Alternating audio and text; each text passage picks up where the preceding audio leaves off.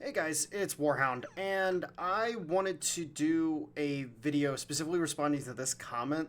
This was on the comment of episode 6, in which, I've been kind of using the Spain series to talk about stuff, and especially in regards to the development of UAD and a few of the problems that we've had as of late. Now, one of the things that I think is super important to understand about UAD is that it is a test bed. It is 100% a test bed for features and for ideas to allow the guys over at Game Labs to figure out what they're going to be doing with future titles. Just like how Ultimate Admiral Gettysburg, or Ultimate Admiral, wow, Ultimate General Gettysburg was the test bed for Ultimate General Civil War, the same way that Ultimate Admiral Age of Sail was the test bed for Ultimate General American Revolution, so on and so on. And UAD itself is a test bed for a future game. We don't know what that game is going to be at this point in time, given the lack of things going on across the board, but we do know that another game in this vein is going to be coming down the pike at some point in time. Now, this is where the issues with UAD as a concept come into play. As I've expressed before, as in the case of Ultimate General,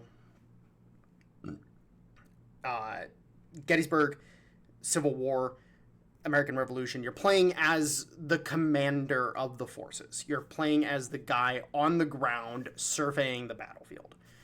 And in the case of Gettysburg, I forget the officer who's in charge of that battle off the top of my head. I don't believe it was Grant. It could have been Grant, but I don't believe it was Grant. Actually, you know what? Let me look that up real quick.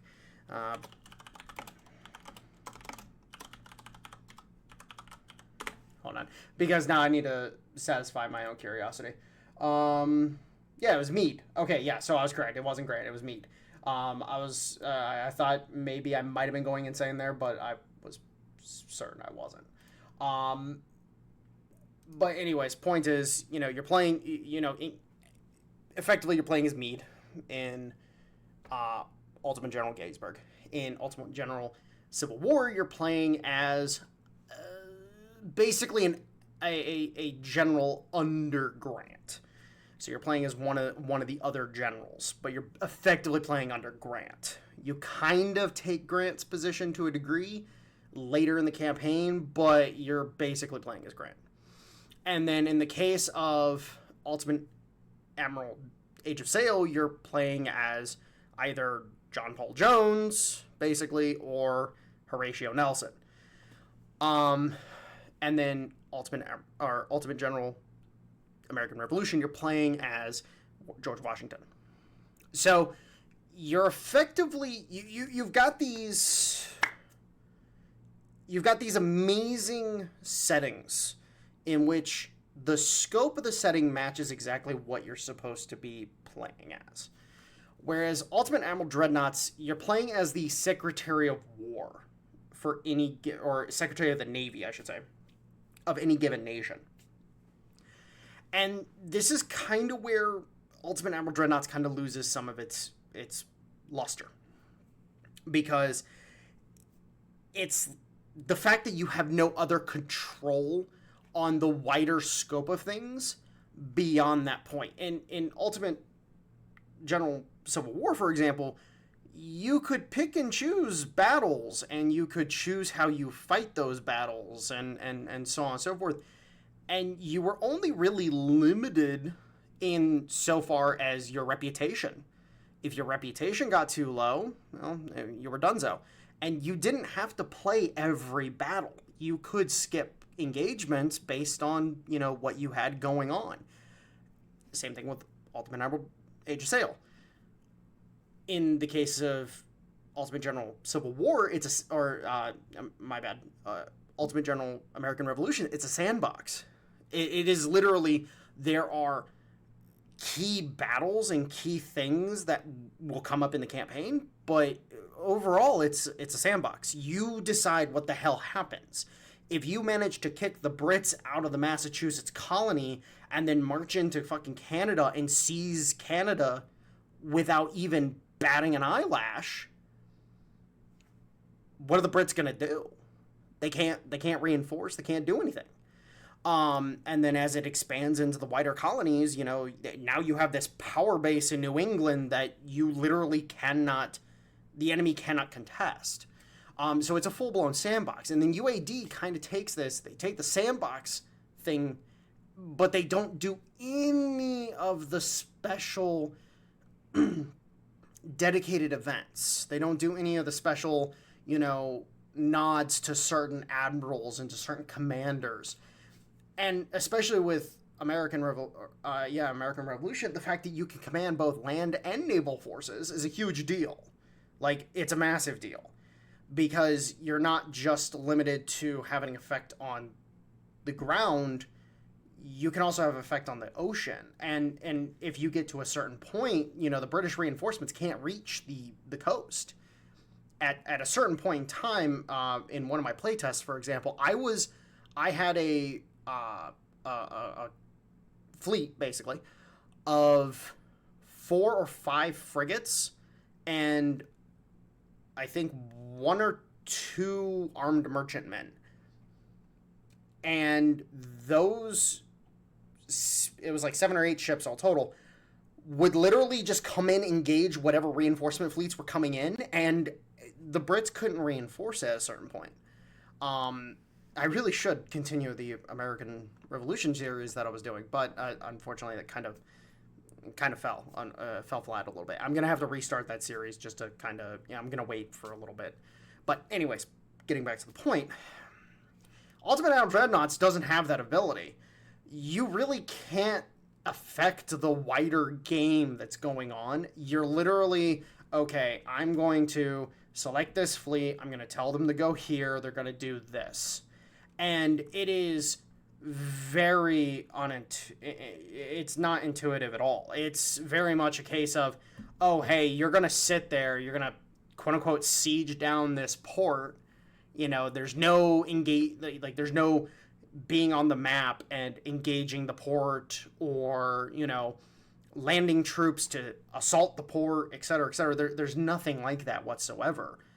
And it leaves a lot to be desired in the overall design of the concept of UAD. It leaves a lot to be desired. Now, mind you, UAD was supposed to be, hey, let's center this idea around dreadnoughts. Let's have these big old battleships fucking up each other, which I understand. It was a very, very narrow scope that they were really attacking with this. And again, it's a test bed. I understand that. But the concept needs to be expanded on heavily, and I believe that, the lack of communication, and we'll get to the communication here in a bit, is definitely hurting it, because unfortunately we're all kind of sitting here, we love this game to death. We think it's a great concept. It needs a lot of fucking work, but we think it's a great idea and we want to see more of it done. But then we get handed the multiplayer DLC, which, hey, I'll say this right now. If you wanted to have a dedicated, say you wanted to have a dedicated fucking thing where it was, okay, this is the multiplayer module by itself, and it had, just straight up custom battle PvP, it had historical battle PvP, it had a co-op mode for the campaign map, and et cetera, et cetera. If you wanted to do that, I would have been fine paying $15 for it, because I understand continuing costs. You guys are... anybody who's bitching about the $15 thing, you're an idiot if you don't understand business. You have to be able to keep the lights on. So I understand the desire to make some money off of this big, completely new thing that they're introducing. I understand why it wasn't a free update. Now, the problem is that it's a piece of shit. Sorry to say, I'm not going to hold back whatsoever, but the fact that it doesn't have a co-op mode, it doesn't have any real any real intuitiveness to it. And the fact that it literally, the balancing is fucking terrible. Everything kind of just feels jank, and it's not client based, it's server based. Okay, when you're doing a custom battle thing, little tidbit for Game Labs, when you're doing a custom battle, like the players are making custom things and you're not running like, oh hey, I'm gonna run a custom game or whatever, beside the fucking point. Why the fuck would you have it server side, you dumbasses? Make it client side. Why would you do a server side thing? Why run up extra costs that you don't have to do? Now, another thing to also point out is you look at games like Civilization 5, the OG, the greatest of them all, the one that Civilization has yet to even come close to even being able to touch. What's the new hex-based fucking strategy game that that Hooded Horse was backing? I forget the name of it, but that game comes closer to being able to actually replicate the feel and the overall the intuitiveness of Civ 5, whereas everything past Civ 5 that Sid Meier's has put out has been absolute garbage. It's been absolute terrible. Civ 6 is fucking horrid. I'm glad I got it for free from Epic. Mind you, I uninstalled Epic after a while because I realized that that launcher uses a shit ton of resources for some fucking reason. I don't understand why. Probably data harvesting fucking shit running in the background. I don't know. But the point is that it horrendously unoptimized fucking piece of shit. But anyways, I digress. Take a book out of Civ 5. Everything's client side. There are no servers. I make game, friends connect to game. It's peer-to-peer. Why did you not do that for this DLC? Like, I don't understand. And beside the point, then you also have some of the other, bullshit that I've heard about the ship designer and a few other things like that, just running like shit and so on and so forth. At this point in time, like, the fact that I heard a barrage of things so quickly, like, this is what's great about having, the Discord. By the way, guys, join the fucking Discord. You're gonna love it. But is what's great about having the Discord is that I was literally inundated almost immediately after the release because I was at work that day when it came out. I was inundated with people telling me, don't get the DLC. It's not fucking worth it. And they'd already refunded and shit like that. Like, it's like, fuck, dude. Come on. All right, so, I was trying to make that under 10 minutes, but it's whatever. I'll assume that I was trying to keep it under 15. All right, let's get into this comment right here because I do want to talk about other game design stuff that can changes and or things that could go into another Ultimate Admiral Dreadnoughts title that I really think, because we have a decent base to work with, there needs to be some very distinct changes. So, I'm just going to read the comment verbatim, and then we'll go over it as we go. I think another thing that would add more depth in is, as you said, building the necessary infrastructure. At the moment, you can build a ship. It's built in either, and then you can choose where it gets knocked out. Like, you could build a battleship, and it could come out in Havana or the Philippines, which is, unless you somehow said you made the investment in the region's dockyards, have no business building anything bigger than destroyers at best at the beginning of the game. It'd be cool if your starting industrial complex is actually on the map and you can choose to invest in specific regions. So, for example, if you did a more in-depth refit of turret armor or changing engine type, and you had to return to an advanced enough port, probably in your home region or in your chosen regional colonial capital. So,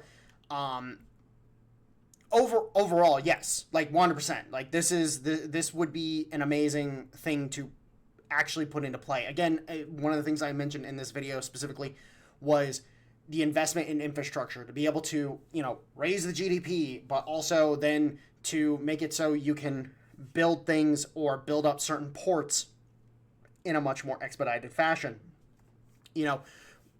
I hate the idea of bringing this game up because it had so much promise, and I know with us, I forget the name of the mod off the top of my head, but there is one mod that basically overhauls and fixes the game completely. Imperator Rome by Paradox. You can effectively set up colonies to act as springboards as you go to push out across the Mediterranean, and specifically because most people play within the Mediterranean in that game. And one of the things you can do is you can have a location that you then build up like crazy to act as the springboard into that area on the map. And then all of a sudden you're sitting there and you're like, well, I have this really nice built up colonial capital that's able to maintain everything. I'm able to do things here, et cetera, et cetera. And it just acts as a nice fortified position that protects the surrounding area quite well, making it so you have to take this port or this place and specifically in order to actually get in there. You kind of get the same vibe from the other Paradox games, but I think Imperator Rome, funny enough, actually does it best.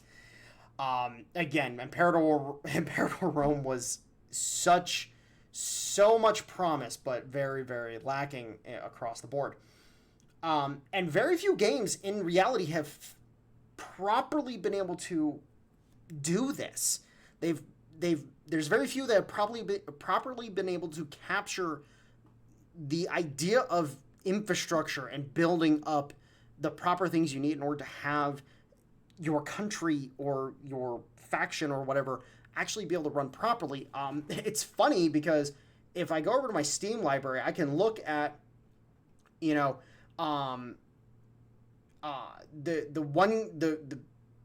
one game I can say that I have installed right now that does it the best would be Foxhole. And that's nowhere near related to anything we're talking about here. But you have to have infrastructure in place or else you're fucked. There's nothing you can do. And when we're talking infrastructure, we're talking about, oh, hey, we need fuel oil in this hex over here, a hex and a half away from where the fuel oil has been being produced. Oh, hey, let's run a fucking pipeline. And you have guys that will run fucking pipelines to and from the different locations that they need to be able to have fuel oil flowing to those locations. And then it allows further infrastructure construction and so on and so forth. And it's very much a case of that kind of thing. When you're talking about the scale that UAD encompasses, you are the Secretary of the Navy. You're not just some admiral. You're not just some fucking punk in the trenches. You're the dude at the top giving the orders. The president is calling your ass up saying, hey, we need to do this. And then you are the guy responsible for figuring out how the fuck to do it. And the fact that we don't have the ability to develop infrastructure, like say, for example, in the Spanish campaign that we're doing right now, I would love to build up Manila and Santiago de Cuba as my main, these are my ports where eventually when I get the bigger, heavy cruisers and light cruisers that need a lot of tonnage to be able to be accommodated, that's where I want to be able to put those ships. Because I need the room in order to be able to accommodate those ships. And let's face it, you really don't have to care about, the maintenance costs do go up, but at certain points you don't have to care about, this port would not be able to handle this shit. But I can just stick the ships in there anyways. Now, if it's repairing stuff, then yeah, of course, there's a massive fucking delay in time and so on and so forth. But at the end of the day, it really doesn't matter. But the fact that you can't build up, like, for example, Pearl Harbor, literally the base of the Pacific Fleet. First off, I've only ever seen one time that the United States has ever captured Hawaii in my game, and it was after Japan had taken Hawaii in an event, and then the Americans and the Japanese went to war, and the Americans took Hawaii from the Japanese. That was the only time, that's the only ever time I've seen Hawaii actually be controlled by one of the major factions. Otherwise, it's always been independent in my games. But the fact that you cannot build it up, Pearl fucking Harbor, it's absolutely ridiculous. Because again, it's like, this is the headquarters of the Pacific Fleet. Like, this is the headquarters. So yeah, the necessary ability to be able to build up specific ports or be able to influence the construction within a specific area definitely needed. It makes sense, like in real life, for example, the size of dry docks needed for servicing in the colonies limited the size of some design plans for the British battleships. At least I know when it came to the post-war planned ones. Similar to the way U.S. battleships were limited by the Panama Canal. And yes, this is 100% correct. Now, I don't know a lot about British naval stuff. I basically don't know anything at all. I'm very ignorant when it comes to British naval development over history as a whole, like, to be frank. But in the case of the Panama Canal and U.S. battleships, yeah, for the shit since the Panama Canal was built, our warship design thesis or theory was, hey, it needs to be able to fit through this bitch. So if the design could not fit through this, you're not building it. And that's literally what happened almost every time, minus some of the aircraft carrier designs and whatnot. Now, since then, the Panama Canal's gone through some expansion and so on and so forth. But the point is that, yeah, you had to be able to fit through the canal in order to be able to effectively reinforce the different halves of the United States. And thus, that kind of thing needs to be in this game. It really does.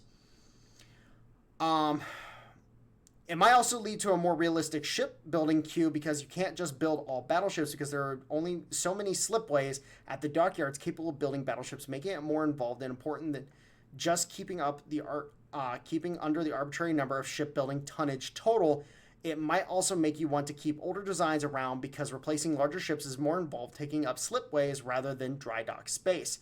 And this is actually something that I have definitely thought about as a whole. One of the things I love is Sins of a Solar Empire. Actually, you know what? Now I think about Sins is probably actually one of the best ones for this, to be completely frank. Because you can only have a limited number of super capitals. You can't build a shit ton of super capitals. You can have a decent number of capital ships, but the super capitals you're very limited on, period, in a story. And due to the expense. Now, another really good game is Stellaris. I actually completely forgot about Stellaris, to be frank.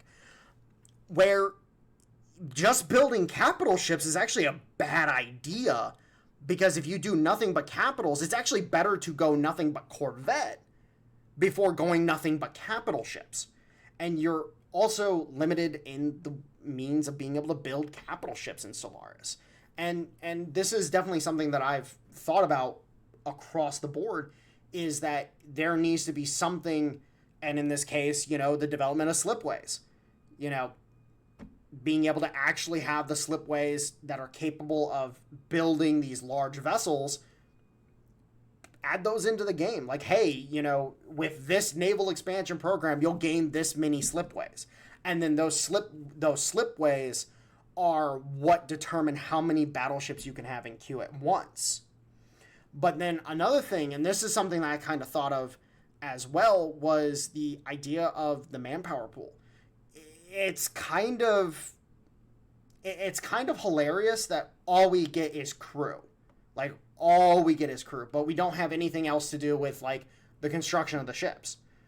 You know, like, how many dock workers do you have? How many people do you have capable of actually supplying, you know, the whole logistics, the army logistics thing, you know, so on and so forth. You know, there's so much more that they could do. And in reality, if I were a betting man, I would assume that Ultimate General American Revolution is actually kind of a test bed for this. Because you see how they're kind of getting into the whole pop thing in American Revolution, and I think that there might be a test going on with that. Now, the reason why I say that is because, remember, Ultimate General, or Game Labs series as a whole, but Ultimate General specifically, is an apotheosis of the discontent with Creative Assembly. You know, Darth, and you know, I might be putting words into his mouth a little bit, but the dude didn't seem like he liked CA at all. Like, at fucking all. And he was busy fixing their shit. Now, yeah, there's a lot of complaints about Darth Mod. Actually, one of the comments that this guy makes kind of goes into that. But the fact of the matter is that at the end of the day, he was doing good shit for the community. Like, Darth Mod, I remember when you know, you go back, 10 years now? 15 years? I don't remember when Empire at War Darth Mod came out. Or not Empire at War. Total War what was it? Hold on. I'm losing my shit now. Total War Empire. There we go. I'm losing my shit over here. But I don't remember exactly when it came out. But the point is that you're talking about a game that was kind of mid, and then he comes in and makes it great. So it's kind of one of those things where I'm like, but I think if I were him and being the head of game, or at least per my understanding, the head of Game Labs, I don't know if he's the actual head, but at the helm, let's say, he's going to want to replicate what they were doing with Total War. And you see that in American Revolution. It's basically a much more advanced Total War game. And when I say more advanced, to be completely frank, it would make a better Total War game. Especially the kind of shit that they're putting out nowadays. Oh yeah, 100%. So, oil, as mentioned, should be more in depth, because oil needs to be actually be invested into extract, but also needs facilities to refine it. Even for the example, the Axis found oil in Libya during World War II. It would be useless due to the time it would take to set up drilling and then getting the stuff either refined there or back to the homeland to refine. There could also be matters of regional supply where, unless there is a land connection to coal or refined oil, will need to be shipped, and it gets interdicted, your supplies might eventually run dry, forcing rationing or full-on running out. You can come into port in the middle of nowhere and get repaired, refueled, and rearmed, when in reality, even large colonies would eventually run out of these stores after a regional blockade. This would make raiding, and especially submarines in a longer war, far more strategically useful rather than just destroying GDP. And I completely agree with this. This is why I think American Revolution needs to be the framework that we look at Ultimate Admiral Dreadnoughts, take American Revolution, and apply American Revolution to Ultimate Admiral Dreadnoughts. Now, me, personally, I would much rather see something on the scale of, like, Victoria 3. Victoria 3, even though as a game plays very poorly, it has some definitive issues that, unfortunately, there's a lot of things that people can't reconcile with it as a title. But the fact of the matter is that something like Victoria 3, Victoria 2, those games had it going when it came to the economy side of it. And I believe that would make UAD a much, much more captivating game, especially given the fact that this game could reach people that otherwise it wouldn't reach. The wargaming community is relatively small, and they're fighting over the wargaming community. But let's face it, if I presented the American Revolution to some of my grand strategy friends, they would be like, "Oh, hey, this is actually kind of cool," because it's a lot more in depth. It's more of the grand strategy, and UAD is already partially a grand strategy game. Like, in reality, it's a grand strategy game. It just needs to embrace that. And if it embraces that, I think it would do a lot of good. Now, in the case of drilling and refining and so on and so forth, yes, 100%. Like, this would be the creme de la creme of, hey, you're going to have to actually build up. You're going to have to actually supply your forces. And it's going to be more intuitive than just, oh, hey, my fuel costs went up 1 month or whatever, so on and so forth.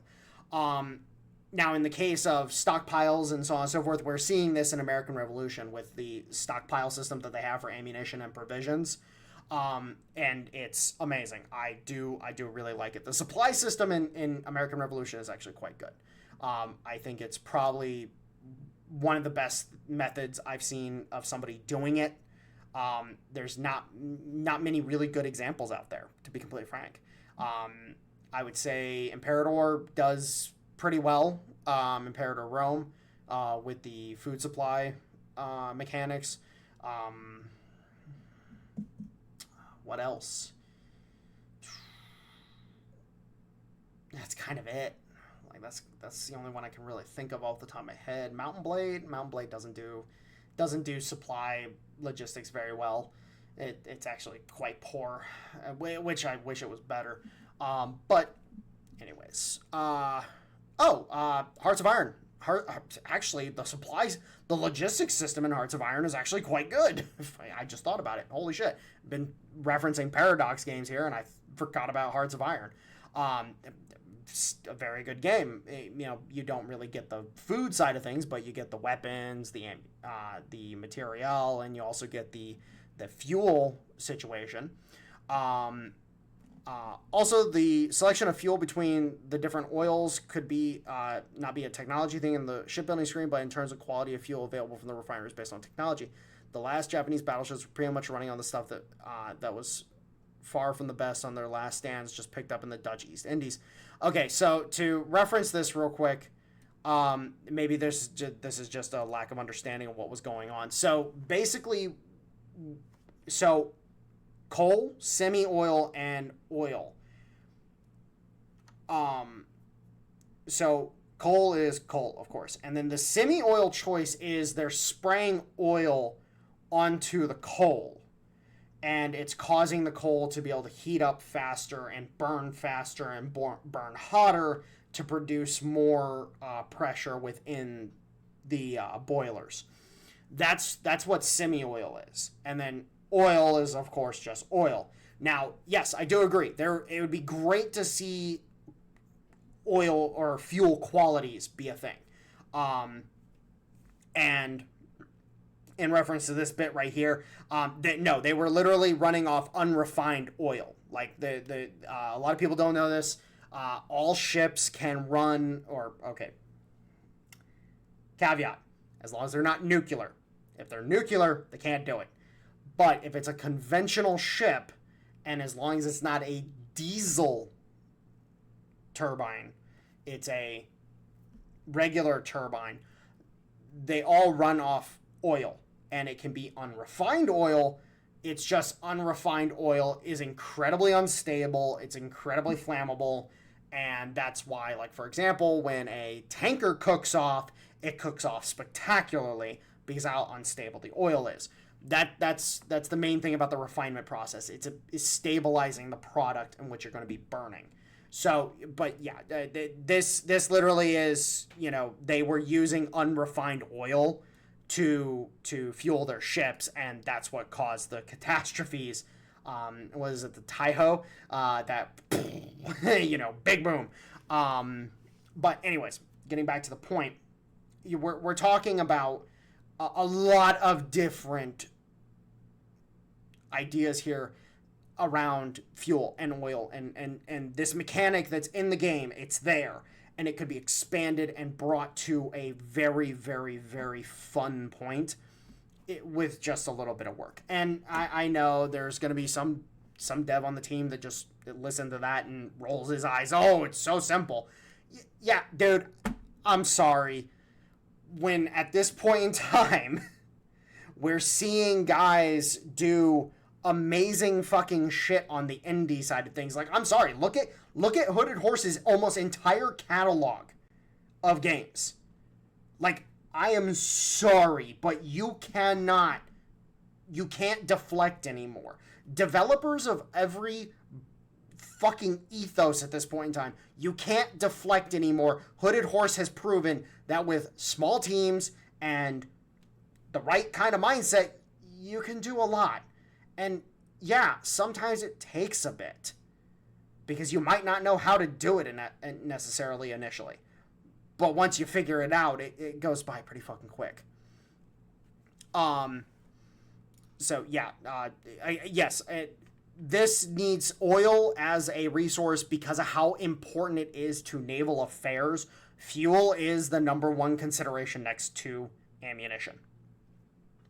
On the matter of Marines not only being able to choose more in invasions using your own force, even if it isn't the main army, also could be reflected in the invasions itself. You can just sit there and then the naval invasion complete, when in reality you might have to load down the ships with extra munitions for shore bombardment, extra weight and higher flash chance, or carrying troops, extra weight and really painful if they get sunk.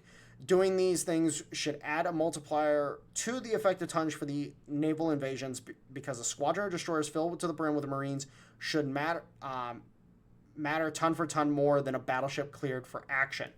So yeah, absolutely, like, to be completely frank, one of the things that I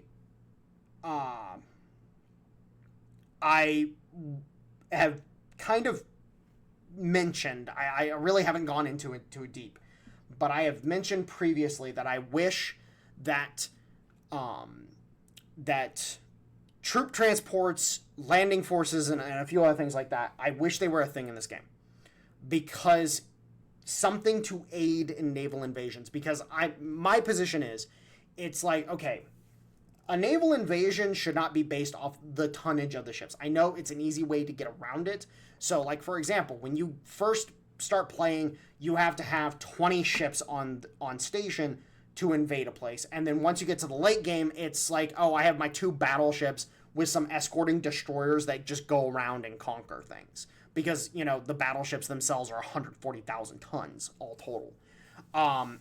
But the fact that we don't have the inclusion of any land forces, we don't have the inclusion of being able to actually affect it any more than just this, it's an annoyance. And you can make it simple. Like actually, you can make it really simple. Make it literally, you have a tech tree. Or technically two tech trees. You have one tech tree that is naval invasion ships. And then you have another tech tree that's naval invasion equipment. And literally, it's like, okay, the naval invasion ships are naval landers, more advanced as you go along. They start off really dumb and simple, and they're basically cargo ships, and then they get more advanced and more advanced and more advanced. And then for the equipment side of things, you can have, it's the different kinds of equipment naval forces would be using, but it would be literally just modifiers. Oh, hey, success chance here, damage here, this here, that here, etc., etc. Different modifiers, just like you do across most of the tech tree anyways. But then at that point in time, it's like, oh, hey, I've got my battleship along with a couple heavy cruisers, 4 or 5 destroyers, and then they're escorting 5 landing ships. And these landing ships are carrying a couple thousand fucking Marines ready to drop on the fucking shore and fucking take a port. It'd be really fucking cool to see. It'd be awesome. It would be just another aspect of the game that would feel better than what we have right now. It would just feel so much better. So if we come up here real quick, okay, I think this is the one. And so we're going to go over this real quick because this is kind of a little bonus thing that we were also talking about in this video. The reason developers usually dislike modders is not just coming up with better stuff, but also they are essentially making content for the same game, but unpaid, essentially competing with them at their own job. Why bother improving the game with X feature when everyone already uses X mod? Why make DLC or sequels when in a lot of cases dedicated enough modders can put out similarly large changes or overhauls that it outright competes to the exact same audience playing the exact same game series. The devs oh wow. Yeah, no, this is making me think of a specific game right now. The devs could reasonably stop development, as you said, and start something else and leave the rest to modders, but that puts an end to their own development, their own game, which they have worked on and make money from, and they can continue doing what they are doing. They are essentially ongoing from a closed shop where once you're a fan of the game, changes come only from the developers to having to keep up with a certain level of quality to compete with modders. Some developers either don't care that much, encourage it literally makes their games better and more sales, or in case hate just be assholes. In regards to this, this makes me think of Fallout London. Fallout London has absolutely crushed it as a mod. I've been keeping an eye on it. I haven't played it yet. I don't plan on playing it. I'm not really into the Fallout games anymore. But I have been watching the conniptions from Bethesda employees. There have been a lot of talks about a potential cease and desist order coming down from Bethesda. But the fact of the matter is that Bethesda can't do anything about it. Even if legal did approve putting out a cease and desist, it wouldn't actually do anything, simply from the perspective that it's like, you literally have to buy your game in order to play this. So you're making sales from it too, bud.